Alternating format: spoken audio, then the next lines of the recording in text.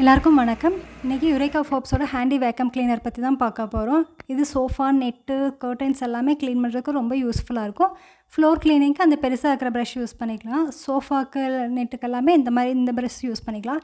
இதை விட சின்ன ப்ரஷ் எல்லாமே இருக்குது. நம்மளுக்கு அந்த கம்பி எல்லாமே க்ளீன் பண்ணிக்கலாம். சின்ன சின்ன டஸ்ட் எல்லாமே சூப்பராக க்ளீன் பண்ணி எடுத்துருது.